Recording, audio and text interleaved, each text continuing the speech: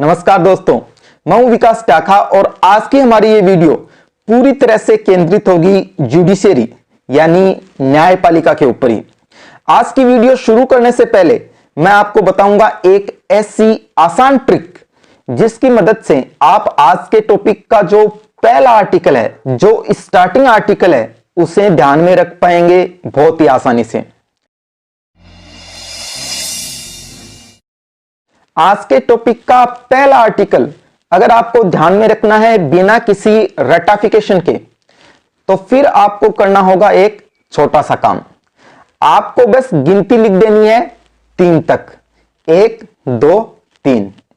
इसका मतलब हुआ आर्टिकल नंबर 123। अब आप पूछेंगे कि आर्टिकल 123 किसके बारे में बात करता है, तो इसका अंदाजा लगाना तो है बहुत ही ज्यादा आसान। इसे आप ऐसे ध्यान में रखेंगे कि पहले नहीं, दूसरे नहीं, बल्कि तीसरे को कानून बनाने का अधिकार है। मतलब लोकसभा को नहीं, राज्यसभा को नहीं, बल्कि राष्ट्रपति को कानून बनाने का अधिकार जो है वो ये आर्टिकल 123 देता है। तो इस तरीके से आर्टिकल 123 की हेडिंग हुई राष्ट्रपति की अध्यादेश या ऑर्डिनेंस जारी करने की शक्ति। अब इस आर्टिकल 123 के बाद में सुप्रीम कोर्ट का पहला आर्टिकल पता लगाने के लिए आप यह दिमाग लगाइए कि राष्ट्रपति जो है वो है नेशनल लेवल की पोस्ट। इसलिए आर्टिकल 123 के ठीक बाद में स्टार्ट हो जाएंगे नेशनल लेवल की जुडिशियरी से रिलेटेड आर्टिकल्स, मतलब सुप्रीम कोर्ट से रिलेटेड आर्टिकल्स। इस तरह से सुप्रीम कोर्ट का पहला आर्टिकल होगा 123 का अगला आर्टिकल, यानी आर्टिकल 124। अब ये जो 124 का नंबर है, इसको आप ध्यान से देखिए। इसके एंड में यानी इसके अंत में आ रहा है 24। तो इसका मतलब ये हुआ कि सुप्रीम कोर्ट के टॉपिक में टोटल आर्टिकल्स होंगे 24 ही। मतलब सुप्रीम कोर्ट का टॉपिक डिस्क्राइब किया गया है आर्टिकल 124 से आर्टिकल 147 तक। अब हाई कोर्ट से रिलेटेड पहला आर्टिकल पता लगाने के लिए हम एक बार फिर से गिनती लिख देंगे 3 तक। अब ये जो आर्टिकल 123 है, राष्ट्रपति की ऑर्डिनेंस या अध्यादेश जारी करने की शक्ति। इस आर्टिकल से हमें अगर राज्यपाल की ऑर्डिनेंस या अध्यादेश जारी करने वाले आर्टिकल का पता लगाना है, तो हमें क्या करना होगा कि जो लास्ट वाला 3 है उसको तो वहां का वहीं पड़े रहने देना होगा, और जो पहले 2 अंक हैं 1 और 2, उनकी जगह कर देनी है आपस में इंटरचेंज। तो इस तरह से जो नंबर आएगा वो नंबर होगा 213 का। कहने का मतलब कि आर्टिकल 213 बात करता है राज्यपाल की अध्यादेश या ऑर्डिनेंस जारी करने की शक्ति के बारे में। अब राज्यपाल जो है वो तो है स्टेट लेवल की पोस्ट, तो इसलिए आर्टिकल 213 के जस्ट बाद में स्टार्ट होंगे स्टेट लेवल की जुडिशियरी से रिलेटेड आर्टिकल्स। मतलब हाई कोर्ट से रिलेटेड आर्टिकल्स स्टार्ट हो जाएंगे आर्टिकल 213 के अगले आर्टिकल 214 से। जैसा कि मैंने सुप्रीम कोर्ट के टॉपिक के बारे में आपको बताया था कि वहां पर आर्टिकल्स की कुल संख्या है 24, तो वैसे ही हाई कोर्ट में भी आर्टिकल्स की कुल संख्या होगी 24। मतलब आर्टिकल 214 से लेकर के आर्टिकल 237 तक के 24 आर्टिकल्स बात कर रहे होंगे हाई कोर्ट और सबऑर्डिनेट कोर्ट्स यानी अधीनस्थ न्यायालयों के बारे में। तो इस तरह से आपको तो बस 3 तक गिनती लिखनी है और इतना ही ध्यान में रखना है कि आर्टिकल 123 में पहले को नहीं, दूसरे को नहीं, बल्कि तीसरे को यानी राष्ट्रपति को कानून बनाने का अधिकार है। और इसके बाद में बाकी चीजें आपके ध्यान में रह जाएंगी अपने आप ही। इससे पहले कि हम आगे बढ़े, यह बहुत ज्यादा जरूरी है कि ये जो गोल्डन लिस्ट आपको दिखाई दे रही है, इसको आप समझ लें बहुत ही अच्छे तरीके से। आइए अब देखते हैं कि आज की हमारी वीडियो में ये गोल्डन लिस्ट किस तरह से अप्लाई होती है। मैंने इस लिस्ट को गोल्डन लिस्ट का नाम इसलिए दिया है क्योंकि इस लिस्ट में बताए गए सारे के सारे पॉइंट्स को अगर आपने ध्यान में रख लिया तो आपको हमारे कॉन्स्टिट्यूशन के 8 या 9 बड़े बड़े टॉपिक से रिलेटेड सारे के सारे आर्टिकल्स यानी सारे के सारे अनुच्छेद याद हो जाएंगे अपने आप ही। इस गोल्डन लिस्ट को ध्यान में रखना है बहुत ही ज्यादा आसान, स्पेशली अगर आप अपने सोफे पर बैठकर खाना खाते हैं तब तो आप इस लिस्ट को कभी भूल ही नहीं सकते। क्यों? क्योंकि इस गोल्डन लिस्ट का कीवर्ड है डाइट ऑन सोफा। हमारी गोल्डन लिस्ट में कुल 8 पॉइंट्स होंगे, जिनमें से पहले 4 हमें प्राप्त होंगे डाइट वर्ड से और अगले 4 हमें प्राप्त होंगे सोफा वर्ड से। अब आपको इस लिस्ट के सारे 8 पॉइंट्स कैसे ध्यान में रखने हैं, यह मैं आपको समझा देता हूं उप प्रधानमंत्री के एग्जाम्पल से। वैसे तो हमारे संविधान में उप प्रधानमंत्री नाम के किसी भी पद का कोई जिक्र है ही नहीं, लेकिन समझने के दृष्टिकोण से एक बार आप ये इमेजिन कीजिए कि अगर हमारे संविधान में इस पद से रिलेटेड आर्टिकल्स होते तो वह किस ऑर्डर में होते। इसका अंदाजा हम इसलिए लगा सकते हैं क्योंकि हमारे संविधान के ज्यादातर टॉपिक्स में एक पर्टिकुलर फॉर्मेट फॉलो किया गया है आर्टिकल्स का, और इसी पर्टिकुलर फॉर्मेट को हम अप्लाई करेंगे हमारी गोल्डन लिस्ट की मदद से। अगर संविधान में उप प्रधानमंत्री का पद होता तो ऐसा होने पर इससे रिलेटेड जो पहला आर्टिकल होता वह बात कर रहा होता डी फॉर डिक्लेयर के बारे में, यानी उप प्रधानमंत्री से रिलेटेड जो पहला आर्टिकल होता वो ये डिक्लेयर करता कि हमारे देश में एक उप प्रधानमंत्री होगा। इसके बाद में जो अगला आर्टिकल होता वह बात कर रहा होता आई फॉर आइडेंटिटी के बारे में, मतलब कि उप प्रधानमंत्री की पहचान क्या होगी, जैसे कि वह प्रधानमंत्री के बाद में दूसरे नंबर का नेता होगा, आदि आदि। इसके बाद जो अगला आर्टिकल होता वह बात कर रहा होता ई फॉर इलेक्शन के बारे में, जैसे कि उप प्रधानमंत्री का चुनाव कैसे होगा। और उसके बाद में बारी आती टी फॉर टर्म या टाइम की, यानी अगले जो आर्टिकल्स होते वह बात कर रहे होते कि उप प्रधानमंत्री का कार्यकाल कितने साल का होगा। इसके बाद बारी आती एस फॉर शर्तों की, यानी अगले आर्टिकल्स बात कर रहे होते कि उप प्रधानमंत्री के पद से संबंधित कंडीशंस या क्वालिफिकेशंस क्या क्या होंगी।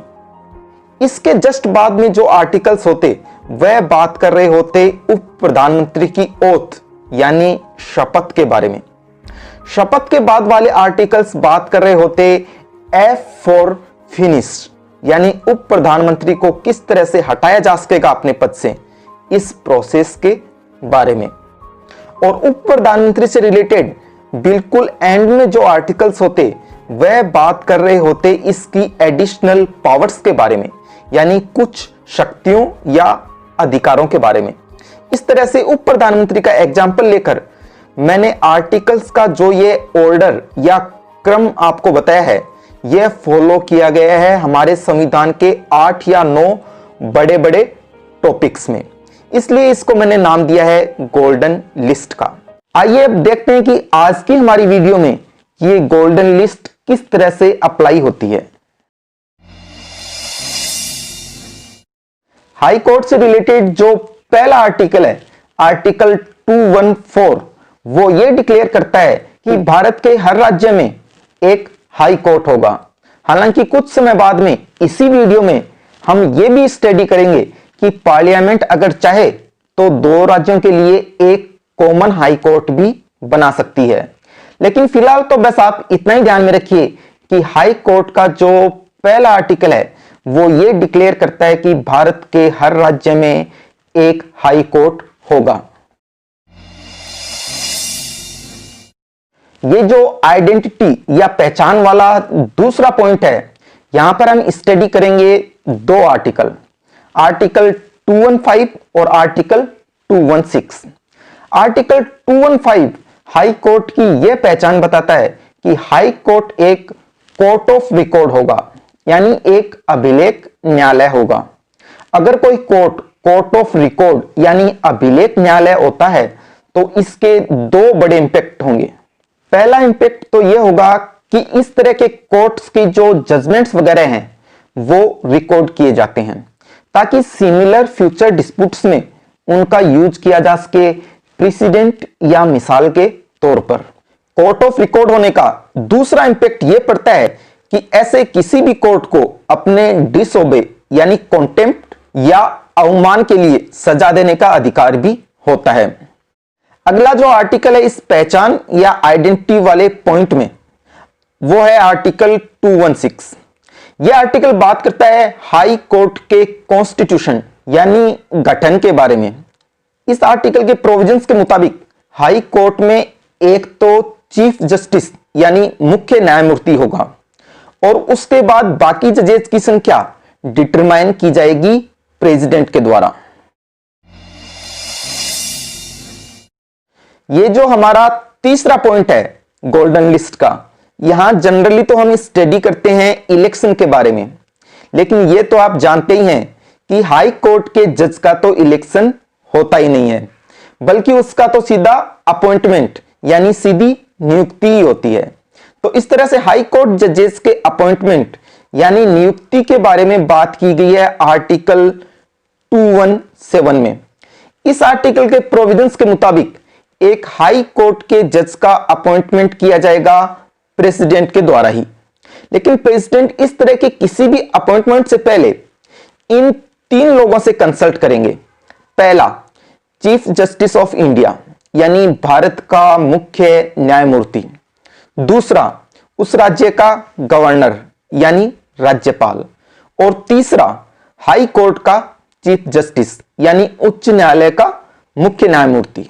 इस प्रकार प्रेसिडेंट इन 3 लोगों से परामर्श लेने के बाद ही हाई कोर्ट के किसी जज का अपॉइंटमेंट जो है वो करेंगे।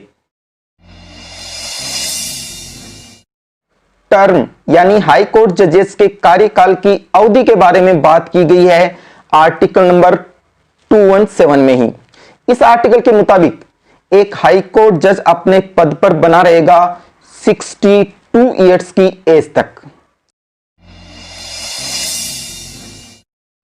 जहां तक हाई कोर्ट के जज की क्वालिफिकेशन यानी अर्हता का सवाल है, तो उसके बारे में भी बात की गई है इसी आर्टिकल में, यानी आर्टिकल 217 में ही। जो 2 सबसे प्रमुख अल्टरनेटिव क्वालिफिकेशन है हाई कोर्ट के जज के लिए, वो ये है कि हाई कोर्ट जज का पात्र व्यक्ति या तो भारत में 10 साल तक किसी जुडिशियल ऑफिस यानी न्यायिक पद पर रहा हो, या फिर किसी हाई कोर्ट में 10 साल तक एडवोकेट रहा हो। इन दोनों में से कोई भी एक शर्त फुलफिल करने पर ही कोई व्यक्ति हाई कोर्ट का जज बन सकता है। पिछला जो आर्टिकल था हमारा आर्टिकल 217, उस एक आर्टिकल के माध्यम से हमने कवर कर लिए थे 3 पॉइंट्स, अपॉइंटमेंट वाला, टर्म यानी कार्यकाल वाला और क्वालिफिकेशंस वाला। तो इसलिए अब जो अगला आर्टिकल है आर्टिकल 218, उसको हम स्किप कर देंगे यानी छोड़ देंगे, क्योंकि यह आर्टिकल ज्यादा इंपॉर्टेंट नहीं है वैसे भी। इसके बाद जो अगला आर्टिकल है आर्टिकल 219, वो बात करता है हाई कोर्ट के जज की ओथ यानी शपथ के बारे में। इस आर्टिकल के मुताबिक हाई कोर्ट के न्यायाधीश को शपथ दिलाई जाएगी राज्यपाल के द्वारा। यहां पर आपको यह ध्यान रखना है कि अपॉइंटमेंट किया जाएगा प्रेसिडेंट के द्वारा और ओथ यानी शपथ दिलाई जाएगी राज्यपाल के द्वारा। ये जो फिनिश वाला पॉइंट है, यहां पर हम स्टडी करेंगे हाई कोर्ट जज के अगेंस्ट में जाने वाले 2 अलग अलग आर्टिकल्स। इन दोनों में से पहला आर्टिकल तो बात करेगा इस बारे में कि हाई कोर्ट के जज को फिनिश कैसे किया जा सकता है, यानी हाई कोर्ट के जज को हटाया कैसे जा सकता है। हाई कोर्ट के जज को हटाने की जो प्रोसेस होती है, जो प्रक्रिया होती है, उसे नाम दिया गया है इंपीचमेंट का यानी महाभियोग का। एक हाई कोर्ट जज के अगेंस्ट में चलाई जाने वाली महाभियोग की प्रक्रिया बिल्कुल वही होती है जो कि काम में ली जाती है किसी सुप्रीम कोर्ट के जज को हटाने में। इसीलिए इसका जो वर्णन है, इस प्रक्रिया को जो डिस्क्राइब किया गया है, वह किया गया है सुप्रीम कोर्ट वाले चैप्टर में ही, यानी आर्टिकल 124 के क्लोज 4 में। इसीलिए इस महाभियोग की प्रक्रिया को मैंने डिटेल में डिस्कस किया है सुप्रीम कोर्ट वाली वीडियो में ही। जैसा कि मैं आपको पहले ही बता चुका हूं कि इस फिनिश वाले पॉइंट में हम स्टडी करेंगे दो नेगेटिव आर्टिकल्स। तो पहला आर्टिकल तो हो गया महाभियोग वाला। अब जो दूसरा आर्टिकल है जो कि अगेंस्ट में जाएगा हाई कोर्ट के जज के, वो है आर्टिकल 220। आर्टिकल 220 की हेडिंग है restriction on practice after being a permanent जज, यानी स्थायी न्यायाधीश रहने के पश्चात विधि व्यवसाय पर निर्बंधन। कहने का मतलब कि एक बार अगर आप हाई कोर्ट के जज बन गए तो उसके बाद आप उस हाई कोर्ट में या फिर उस हाई कोर्ट के अधीन किसी कोर्ट में लीगल प्रैक्टिस या लॉ से जुड़ा कोई भी बिजनेस नहीं कर सकते। अब जो 12 आर्टिकल्स बाकी रह गए हैं इस टॉपिक के बिल्कुल एंड वाले, वह सारे के सारे कवर किए जाएंगे इस एडिशनल पावर वाले पॉइंट में। यहां पर आर्टिकल्स की जो संख्या है वो बहुत ही ज्यादा है, इसलिए मैं क्या करूंगा कि 4 पॉइंट्स की एक छोटी सी लिस्ट बता दूंगा आपको, जिससे आप आसानी से ध्यान में रख पाएंगे ये सारे के सारे 12 आर्टिकल्स। ये लिस्ट बनाने से पहले मैं आपको क्लियर कर देता हूं एक बहुत ही छोटी सी बात, कि हमारे संविधान के किसी भी टॉपिक में अगर पावर्स नाम की हेडिंग है तो उसके अंतर्गत कई चीजें कवर की जाती हैं, जैसे पावर्स, प्रिविलेजेज, सैलरीज, अलाउंसेज आदि आदि। इसी तरह से यहां भी शुरुआत होगी सैलरी के प्रोविजन से ही। ऐसा इसलिए किया गया है क्योंकि हाई कोर्ट के जज को एक अच्छी खासी सैलरी मिलना है बहुत ही ज्यादा जरूरी, ताकि वह अपना कार्य कर सके ना केवल पूरी ईमानदारी से बल्कि बिना किसी दबाव के भी। तो इसीलिए अगले जो 2 आर्टिकल्स हैं वो दोनों ही रिलेटेड होंगे सैलरी से।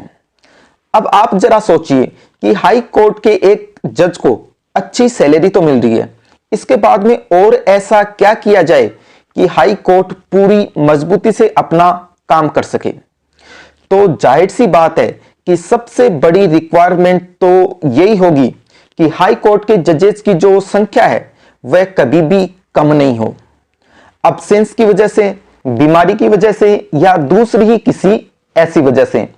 तो इसीलिए अगले 3 आर्टिकल्स रिलेटेड होंगे स्ट्रेंथ से, यानी जजों की संख्या से, जहां बात की जाएगी 3 अलग अलग तरीके के अपॉइंटमेंट्स की, कि अगर कोई जज बीमार हो गया या अब्सेंट हो गया तो जो है उसकी जगह किस तरह से किसी दूसरे जज का अपॉइंटमेंट किया जाएगा।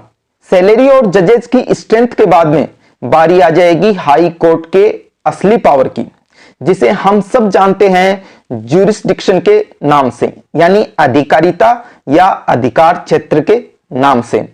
इसलिए अगले 2 आर्टिकल्स रिलेटेड होंगे हाई कोर्ट के ज्यूरिस्डिक्शन से। तो अब आप 3 पॉइंट्स को ध्यान से देख लीजिए। सबसे पहले तो सैलरी से रिलेटेड प्रोविजंस आ गए। सैलरी के बाद में जजेस की जो स्ट्रेंथ है, संख्या है, उसमें कोई कमी ना हो, उससे रिलेटेड प्रोविजंस आ गए। और उसके बाद बात होगी हाई कोर्ट के ज्यूरिस्डिक्शन के बारे में। अब जो लास्ट वाला पॉइंट होगा, यानी जो अंतिम 5 आर्टिकल्स होंगे, वो बात करेंगे ज्यूरिस्डिक्शन एक्सटेंडेड, यानी अधिकारिता के विस्तार के बारे में। यहां पर हम उन 5 अलग अलग तरीकों के बारे में स्टडी करेंगे जिनसे कि हाई कोर्ट के ज्यूरिस्डिक्शन में डायरेक्टली या इनडायरेक्टली तरीके से वृद्धि की जा सकेगी। तो इस तरह से इस लिस्ट के पहले 2 पॉइंट्स तो स्टार्ट हो रहे हैं एस से और अगले 2 पॉइंट्स स्टार्ट हो रहे हैं जे से।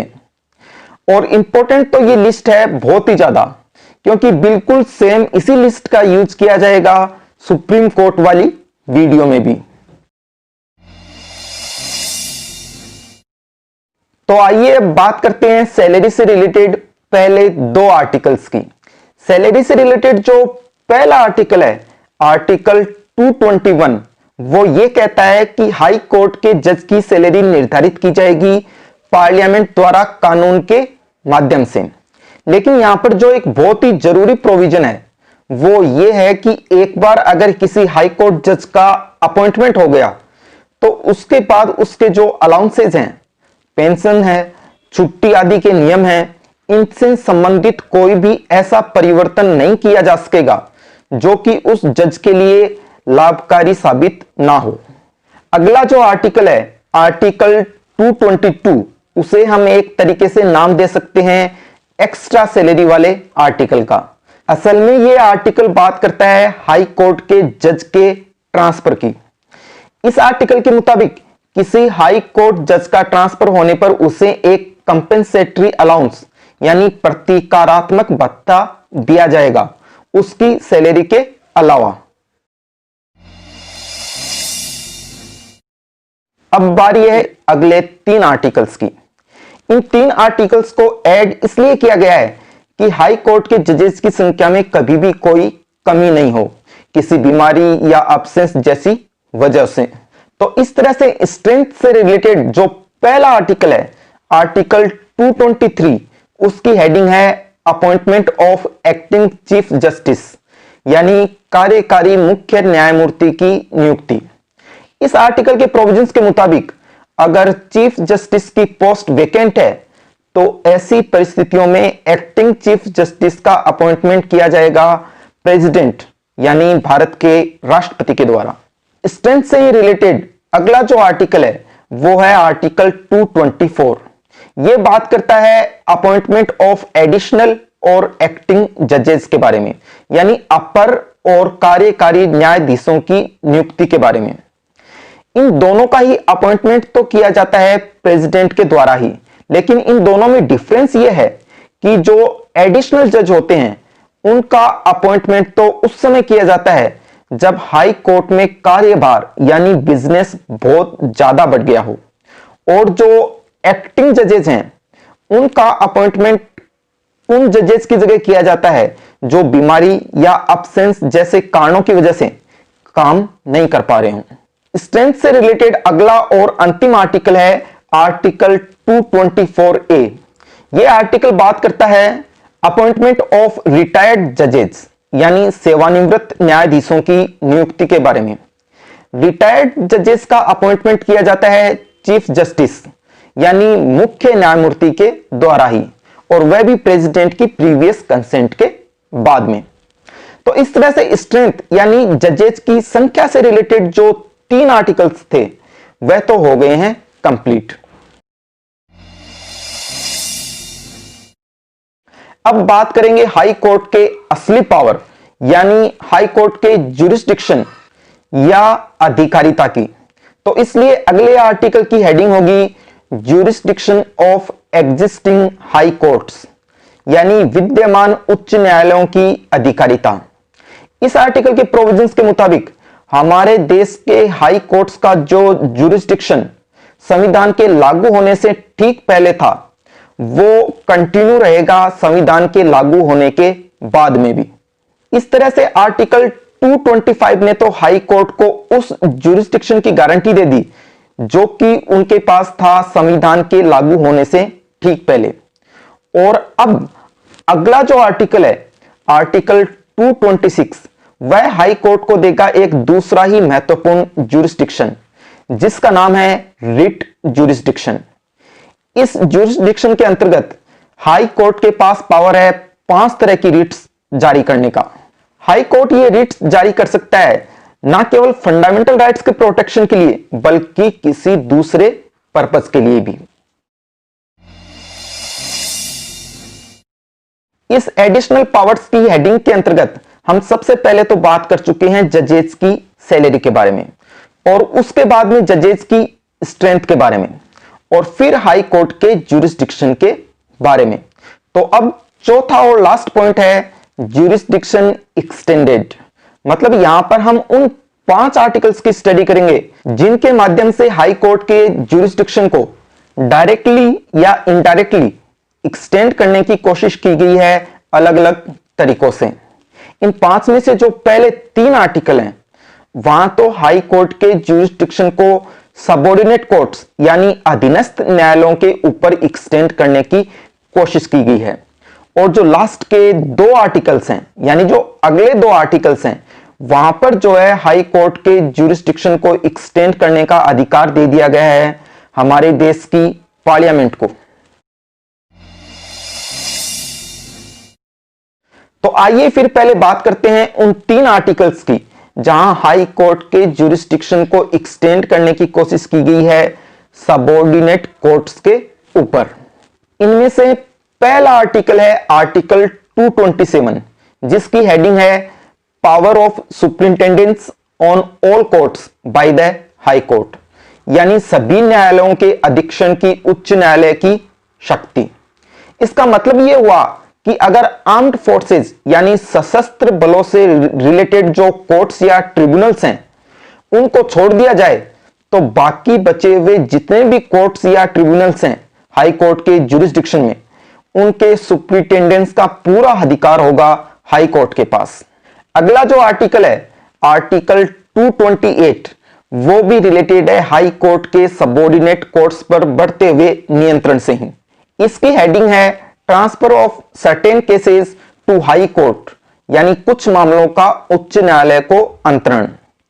कहने का मतलब यह हुआ कि किसी सबऑर्डिनेट कोर्ट में कोई केस चल रहा हो और वो केस रिलेटेड हो किसी substantial question of law as to the interpretation of the constitution से, तो इस तरह के केस को हाई कोर्ट अपने पास मंगाकर खुद उसका निपटारा कर सकेगा। यहां पर आप देख सकते हैं कि किस तरीके से जो हाई कोर्ट का जुरिस्डिक्शन है या कंट्रोल है उसको बढ़ावा दिया जा रहा है सबऑर्डिनेट कोर्ट्स के ऊपर। अब जब हाई कोर्ट का कंट्रोल बढ़ेगा अपने सबऑर्डिनेट कोर्ट्स पर, तो जाहिर सी बात है कि हाई कोर्ट का स्टाफ तो बढ़ाना ही पड़ेगा। इसीलिए जो अगला आर्टिकल है आर्टिकल 229, उसकी हेडिंग है officers and servants of high court, यानी उच्च न्यायालय के अधिकारी और सेवक। इस आर्टिकल के मुताबिक हाई कोर्ट के ऑफिसर्स और सर्वेंट्स का अपॉइंटमेंट किया जाएगा हाई कोर्ट के चीफ जस्टिस यानी मुख्य न्यायमूर्ति के द्वारा ही। तो इसी के साथ हमारे वो 3 आर्टिकल्स तो कंप्लीट हो गए हैं जिनके द्वारा डायरेक्टली या इनडायरेक्टली हाई कोर्ट का कंट्रोल या ज्यूरिसडिक्शन एक्सटेंड किया गया था सबऑर्डिनेट कोर्ट्स के ऊपर। अब बारी है उन अंतिम 2 आर्टिकल्स की जहां की पार्लियामेंट कानून के माध्यम से एक्सटेंड कर सकती है हाई कोर्ट के ज्यूरिसडिक्शन को। आज की वीडियो के इन अंतिम 2 आर्टिकल्स को स्टडी करने से पहले मैं आपको फिर से याद दिला दूं कि हाई कोर्ट का जो पहला आर्टिकल है आर्टिकल 214, वो ये डिक्लेयर करता है कि भारत के हर राज्य में एक हाई कोर्ट होगा। लेकिन जो ये अंतिम 2 आर्टिकल्स हैं आर्टिकल 230 और आर्टिकल 231, वो ये कहते हैं कि पार्लियामेंट के पास यह अधिकार होगा कि अगर वह चाहे तो कानून बनाकर किसी भी हाई कोर्ट के ज्यूरिसडिक्शन को किसी यूनियन टेरिटरी या किसी दूसरे राज्य तक बढ़ा सकती है। तो इस तरह से आर्टिकल 230 की हेडिंग हुई extension of jurisdiction of high courts to union territories, यानी उच्च न्यायालय की अधिकारिता का संघ राज्य क्षेत्रों पर विस्तार। और आर्टिकल 231 की हेडिंग हो जाएगी कॉमन हाई कोर्ट्स फॉर 2 और मोर देन 2 स्टेट्स, यानी 2 या अधिक राज्यों के लिए एक ही उच्च न्यायालय की स्थापना। तो ये जो हमारी लिस्ट थी 4 पॉइंट्स वाली, जिसमें कि पहले 2 पॉइंट्स तो थे एस से स्टार्ट होने वाले और अगले 2 पॉइंट्स थे जे से स्टार्ट होने वाले, इसको आपको ध्यान में रखना है आगे भी, क्योंकि इसका हम यूज करेंगे सुप्रीम कोर्ट वाली वीडियो में भी। आर्टिकल 231 के साथ ही हाई कोर्ट से जो डायरेक्टली रिलेटेड थे वो आर्टिकल्स तो हो गए हैं कंप्लीट, लेकिन आगे के जो 6 आर्टिकल्स हैं आर्टिकल 233 से 237 तक के, वह भी हमारे लिए बहुत ज्यादा इंपॉर्टेंट है, क्योंकि वो बात करते हैं सबऑर्डिनेट कोर्ट्स यानी अधीनस्थ न्यायालयों के बारे में, जिसके बारे में हम बात करेंगे किसी और वीडियो में। मैं उम्मीद करता हूं कि आपको यह वीडियो बहुत ही उपयोगी और सार्थक लगा होगा। अगर आपको इंडियन पॉलिटी यानी भारतीय राज्य व्यवस्था से संबंधित किसी भी दिलचस्प टॉपिक से रिलेटेड कोई भी रोचक जानकारी चाहिए तो फिर आपको करना होगा एक छोटा सा काम। आपको सीधे जाना होगा मेरे YouTube चैनल एडवोकेट विकास डाका पर और वहां जाते ही क्लिक करना होगा इस प्लेलिस्ट पर जो कि आप अभी देख रहे हैं अपने मोबाइल की स्क्रीन पर। Thank you so much for watching the video.